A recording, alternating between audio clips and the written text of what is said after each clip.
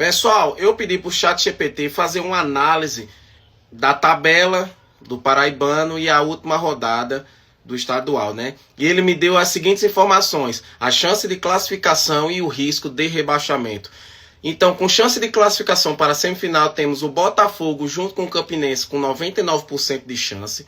O Serra Branca corre por fora com 75%, o 13 com 65%, o Souza com 45% e o Nacional com 10% de chance de classificação.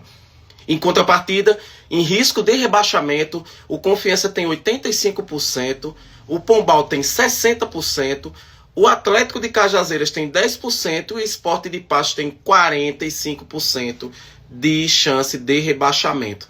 Então, assim, isso é a análise que o ChatGPT fez junto com a tabela e a última rodada. E aí, torcedor?